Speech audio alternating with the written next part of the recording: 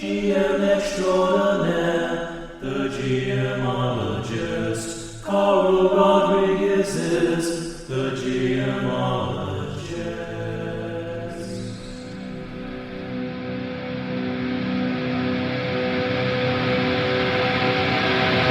I forgot to talk about my last two Pathfinder sessions. Well, so I'll merge them into one. But first, you know what? We're going to have an unboxing, maybe two. So this first unboxing is going to be a envelope package from Paizo. Just a rip and go. And it is got an adventure module in it. I'm a subscriber.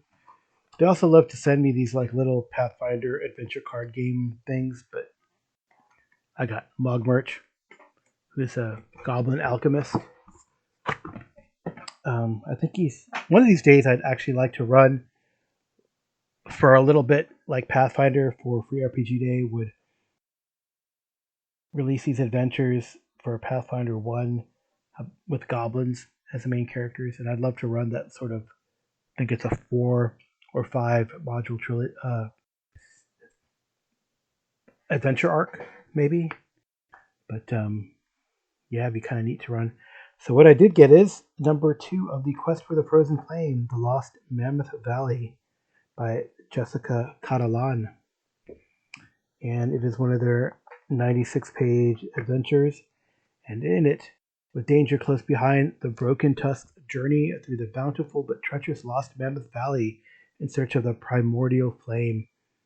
The Tusk scouts will need to solve the riddles of the ancient valley and recruit a motley league of followers, all while evading the watchful gaze of the Vale's villainous overlords and unraveling the legendary artifact's mythical past. So it's number 2 in the Frozen Flame Adventure Path for levels 4 to 7. Looks pretty cool. There's various sections in it. I mean, I really want to run this, honestly. Calamity Caves, Blue Sky, Green Earth, and then White Hot. So pretty cool. And then, of course, it has on the back end, Religions of the Realm, Megafauna, and an Adventure Toolbox. So it's really cool to have like these various sections. The Megafauna, oh wow, I turned on the Megafauna. They have the Protoptodon, which looks like a dire kangaroo. Hell yeah. Gotta love the dire kangaroo. Does the Adventure Toolbox have those? I don't know. They also have really cool magic items. Cool. Oh my gosh. Dire beaver. Sorry, regular beaver. And Castorodes, which is a dire beaver. Longhorn bison. Demons. Uh-oh. Spoiler. Elk. Lagophere. Is that a dire rabbit? Probably. Some undead thing. And then, of course, oh, wow. Okay. I'm not going to say what that one is. But that is a cool villain. See, I got to run this. I really got to run this. Anyway, that's the next one, The Lost Mammoth Valley for Quest of the Frozen Flame.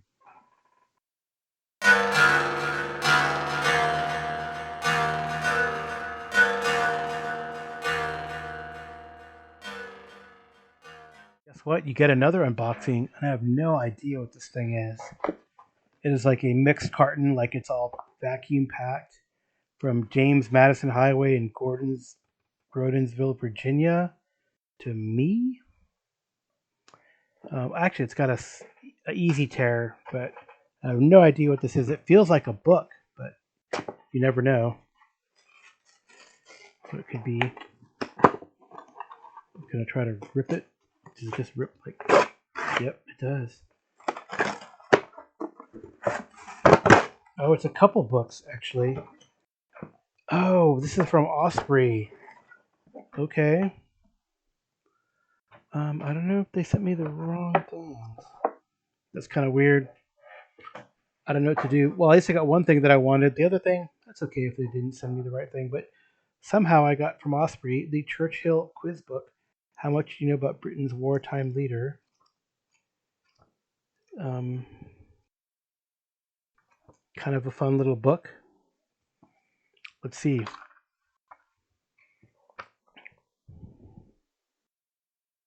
In this photograph, Churchill is with the British Empire delegation at peace talks in 1919. Name the city where it took place. Okay. When Churchill sailed to the U.S. in December of 1900, on his arrival, he said to he said to an acquaintance that he was visiting to pursue what? Interesting. Very cool. That's weird, but interesting. I actually thought I had ordered the Medieval Knight from Osprey, and I got the PDF, but somehow I have to check that out. Well, I guess I am stuck with the Churchill quiz book. I must have hit the wrong thing when I ordered, but it's okay. It looks really fun. I mean, do you think you know everything there is to know about Winston Churchill? You can have you seen every film and read every book? 800 fascinating questions about this guy. It should be kind of fun. But in any case, the other thing I got was I guess I've been liking these Osprey role playing game things, and I got Righteous Blood, Ruthless Blades, a wuxia role playing by Brendan Davis and Jeremy Bai. And yeah, it's supposed to be like take place in classic China about flying martial arts, all that kind of stuff. So, so it looks like a level based system. I wonder what the seems like it's the rules are pretty simple. Well, let me look. Introduction, rules, character creation, signature abilities, counters, wealth and social resources, and then weapons, etc. Weapons, objects, and equipment. Eccentricity, skills, game mastering, ancient China, uh, Django, sex, NPCs, and other threats. The Obsidian Bat, so I guess that is an adventure. And a bonus chapter, Pleasures of the Harbor character sheet. So, let's see the basic rules. So it looks like you roll, it's a target number based system. The target number is 6. You roll a number of d10s equal to your skill, taking the highest result. If your number exceeds the target number, you succeed. If you get a 10, this is a total success, which produces more spectacular results. So, say if you have 2 ranks in external martial arts, you roll a 2d10 and take the single highest. You roll a 7 and 9, you would use a 9. All right, so it's a target number based system. We roll a number of d10s equal to your skill. There's also opposed rolls. So it looks like a pretty simple system. There's a dice cap. You never roll more than 7d10. That's a soft dice cap. There might be some abilities that allow you to break this limit, but then you never roll more than 10d10. But do you just take the 1d10? That's what's kind of weird and interesting. So you're going to get a 10 eventually, right? So, what if you collect the number of successes that you were supposed to get on the dice and use them?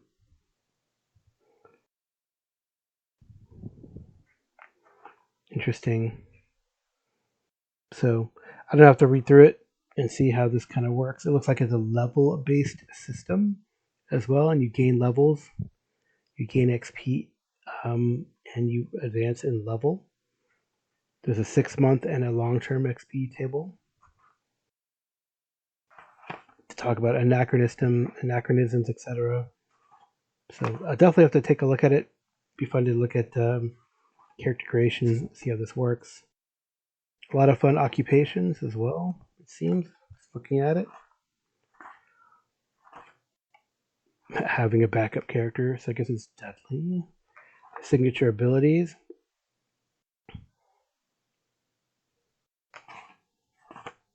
So you wonder how combat's going to work. I do wonder if you're like, I mean, they have like a simple system for a lot of. Then there's the counter, so I guess you have defense as well. So it looks like you're going to have your attacks versus your defense, weapons, etc. A lot of different weapons that add dice, I believe. Antidote. So I wonder if it's kind of like a simple World of Darkness. You count up number of successes, but I'm still not sure, honestly. I probably got a little more than you want to an unboxing. So I'm just flipping through. Yeah, I might have to check this out, see what it looks like, and what you do.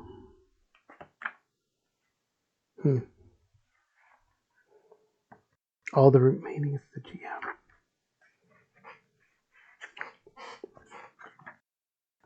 They need to have some examples. I hope there's some examples in here. They definitely have a lot of huge list of inspirational viewing. I wonder how many of those that Jason Connerly has seen.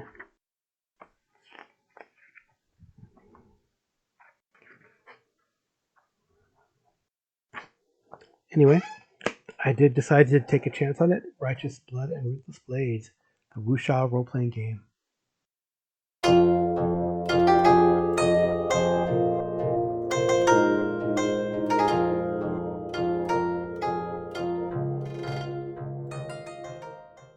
So here I am sipping coffee out of my new cool mug that has like the labels all put together of a bunch of different cassette tapes from hard rock and heavy metal. I'll put it as my picture for the episode, I think. And I realized that I haven't really talked about the last two Pathfinder 2 games. I'm running through the Abomination Vault Adventure Path. It's a mini path, I guess. It's 3 books as opposed to 6. And it's advertised as a dungeon crawl. And the last 2 episodes have been exciting and some downtime and back to the keep type of things have happened. Maybe things is not the term, maybe actions is better. So when we last left the heroes, I believe that they had finished killing this giant bloodworm creature that I thought was going to take him out. And I guess the plan was to go back to Otari, which is the town near the Gauntlet, but they decided to examine this boathouse. They saw a boat kind of moored to the pier, and the boat was not like rotted and dilapidated like everything else in this place so far, and they discovered that it belonged to a group from the town. It had the mark of the group from the town, and it looked like, and they found some salmon cakes from a tavern associated with that group. So then they went into the boathouse and they saw that there was like a small fire, and I believe Goblin Delahood determined there's about 4, maybe 5 people tops who had camped here relatively recently. And then they went out into the pier, saw it was pretty dangerous, so then they had Arkar, their lizard folk. They had Arkar kind of swim around and look under the pier, and he found an opening. I didn't tell the other players what was going on, and then Arkar kind of swam under there and startled something big. So he came rushing out, and it turned out it was like a tunnel that led to the cave of a river drake.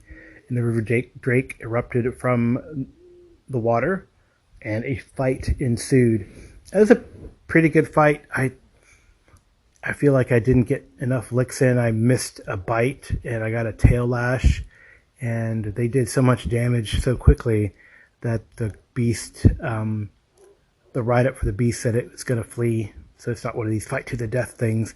And it tried to flee, but then did not get away thanks to some precision bow fire from a goblin. So like our car attacked it, and there's magic blasts at it, and although Cromac the dwarf tried to run in and slam it with his axe or mace, Morningstar, I think that's what he has, he didn't quite connect, and he kind of splatted in the mud. But they did enough damage to force it to flee, and then Goblin finished it off with arrows. So now they hauled the carcass back to Otari, kind of through the swamp and around the edge of the shore of the island. And then when they were approaching Otari, they saw that this kind of baleful light pulse from the gauntlet and hit the cemetery on the cliffs above the town. And then suddenly bodies were raining down on the Dawnflower, which is right there at the edge, next to the cliff, some of which crashed through the glass and things like that. And when they got to the dock, they got some people to watch, or I think they had the brownie that had come with them watch over the carcass that they had hauled, and took off towards the Dawnflower. And when they got there, they heard that it was being invaded by undead. There were undead like that the acolytes and priests were taking care of that had hit the ground, and they were making sure that they were going to their final rest. But the ones in the library they hadn't gotten to, so they rushed into the library. And I thought it was a pretty cool fight. Interestingly, on the VTT, there wasn't like a map or battle thing for it, so it was all theater of the mind, which sometimes I think works better, honestly. And they fought some skeletons and zombies, so you can imagine our car, jumping onto the tops of shells, swinging from any, light, I guess that would be light fixtures, quote-unquote chandeliers, as a proper swashbuckler should, and coming down and smacking things. I remember one kind of cool maneuver that Dr. Eleazar did, where he took out a zombie with one of his spells and then threw his staff, using Hand of the Apprentice, at a skeleton and smashed it. So I thought that was kind of neat. And then they kind of handily defeated all these with, good shots from Goblin. From the dragon, they found a treasure cache, which was kind of neat, including a great axe, so like a two-handed axe that's a retribution axe. So it kind of anything that attacks you, it gives you a bonus to attack it back, which I think is kind of neat. And it looks like Goblin has claimed it as his melee weapon. He's mainly a ranged fighter. So anyway, they fight off these zombies and skeletons, and then the gauntlet pulses again, kind of lights up the characters in this rotunda. So you can imagine this like library space on the top floor. It has this, the stained glass cupola above it that's like broken in places, and then all these shelves radiating to a central like rotunda or space, like that could be used for dance or ritual or I guess lectures, for example. It's lit up by this baleful gauntlet light, and this creature appears that looks like a spider, but it's full of spikes and has a weird mouth. So some sort of abomination spider. I mean, it is the abomination vaults, right? So the characters fight it, and it's a tougher fight than the Drake. I guess the player characters were surprised.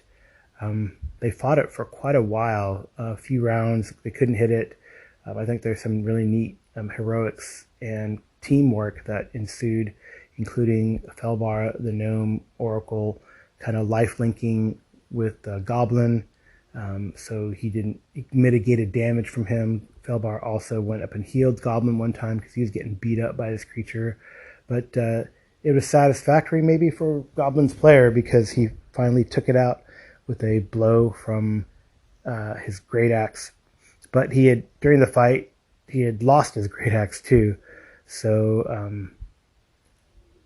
we're using like critical fumbles in this game.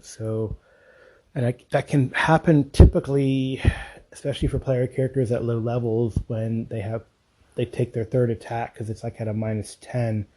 So if you're 10 under what you need to get, you're going to get a critical failure, a fumble. So during one sequence, Goblin tried to strike with the great axe, and it goes skittering across the floor. But Arkar is bouncing around and striking at openings in this character, in this creature. This creature is like biting and snapping or trying to stab out with its claws, and also shooting out spikes.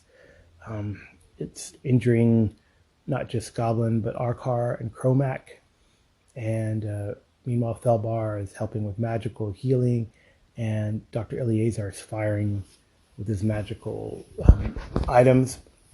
I think they also found a Wand of Magic Missile in a cache too, so he's used that and used his own spells, and they're damaging it. It's just a beast of a creature. So finally, Arkar like leaps back, kind of kicks up kicks like the axe with his foot to kind of flip up, and then slaps at it with its tail. So then it goes flying to land, in my mind, like blade first into one of the ends of the bookshelves that are there. Then Goblin grabs it and hits the creature. I believe he rolled a natural 20, a crit, and kills it. So, so now they're like heroes of Otari. They saved the library, which I thought was kind of cool. And then that's when we ended the session. In this latest session, we had some downtime. And during downtime, you can, try to earn income or learn about rumors in town or shop or craft. I would say shopping and crafting are a big part of the 3.5 backbone games.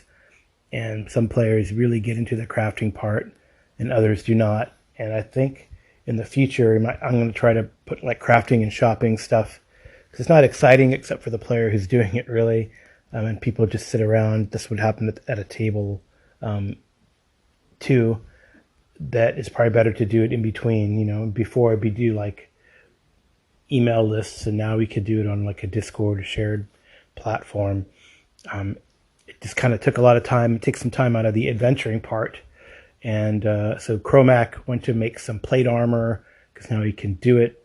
Felbar went shopping. Dr. Eleazar is working on alchemical formulas.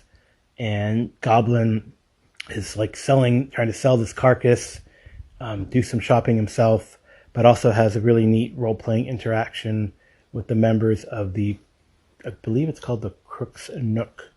The Osprey Club is based there. They're a group of people who like to hang out and maybe cause trouble here and there.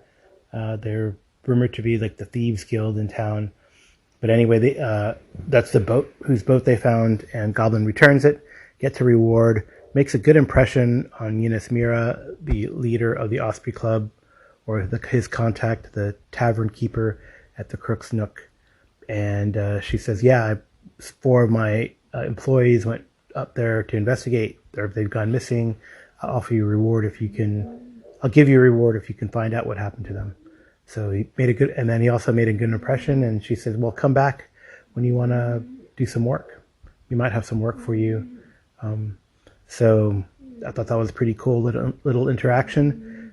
So they sold the stuff that they found, they distributed the loot, and then headed back up to the Gauntlet, and we had a couple encounters there. That Slurk that's been lurking in the pond finally acted. It's kind of like a random roll, whether it does something or not, and it attacked the last man going across the bridge, which was Felbar the gnome. Kind of sliced him, but wasn't able to grab, and then the other players converged. They used their new abilities. Like I think a cool ability that helped was Goblin used an arrow. He's used an ability where it's called Assisting Strike, that he gives a bonus to fellow players when he shoots an arrow. And he doesn't have to hit. It's just like an aid roll, so he needs a 10 or above to get that. So, it's kind of a cool thing. Goblin hit it pretty good. Chromac smashed it, and then Arkar finished it with, he kind of tumbled through it. Maybe leapt, and kind of did like a frog leap, using Chromac's shoulders, tumbled through and over the creature, and then smashed it with the finishing move, or clawed it with the finishing move and finished it with the second claw strike. So that was a pretty cool little fight. The bridge did not give way. They had reinforced it properly. I kind of had to set like just a straight roll to see what would happen, especially after both Chromac in plate armor and the Slurk were fighting on it. They investigated another room, and they found these flies that they'd heard buzzing a few days when they were here, like 4 or 5 days ago, and they were in a state of torpor. So they were able to get a free strike on it, like a surprise strike, as they entered the room, and they finished him pretty handily. One tried to escape, and if Goblin had had a melee weapon out, but he could have swung at it when it trying to fly away. Felbar did freeze it, and it kind of crashed to the ground and broke into a bunch of pieces. So that's kind of where we stopped it. It would have been cool to explore more of finish out the first level of the keep here. They have gotten some talents and learned some things. So, for example, I believe that Chromac took the Ghost Hunter dedication that's available in the Abomination Vaults and has like lore on how to deal with haunts now. So now they have a great idea on how they can stop that haunt that nearly killed them in the Gauntlet Tower. So that should be pretty cool the next time we play.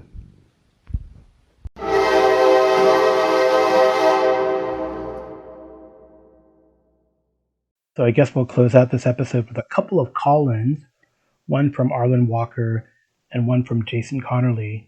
Arlen Walker's is in response to some discussion that happened on cannibals and cannibalism in the last show, and Jason's, well, is a response to my latest episode. So I'll do Arlen's first and then Jason.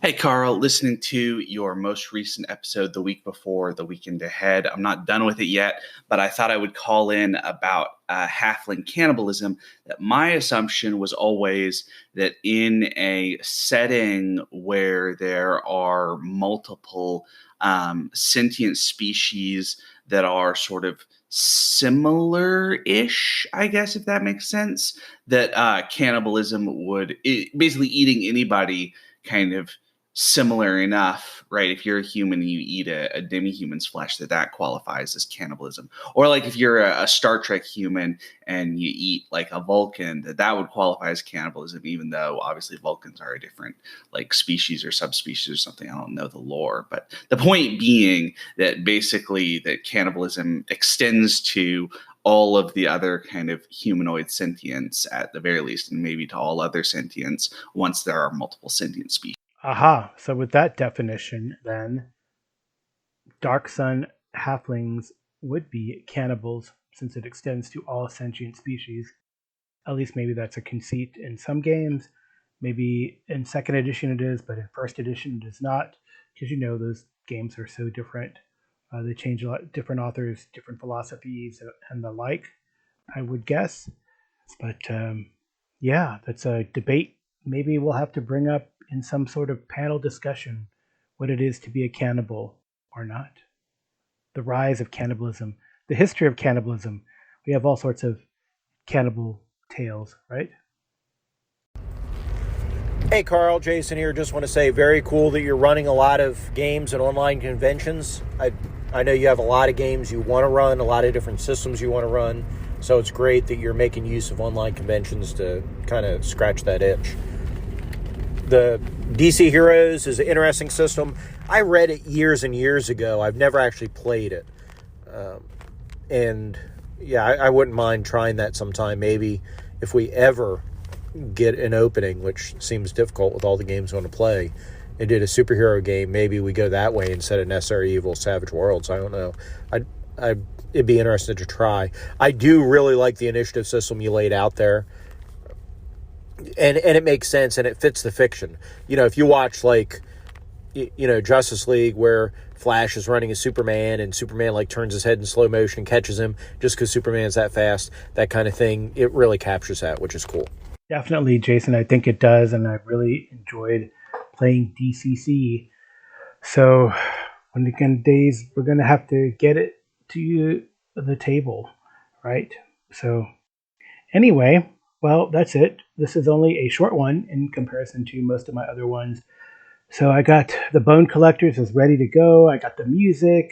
I've done the outline. I went over the new procedural that I wanted to introduce during the battle scenes with my wife Amy.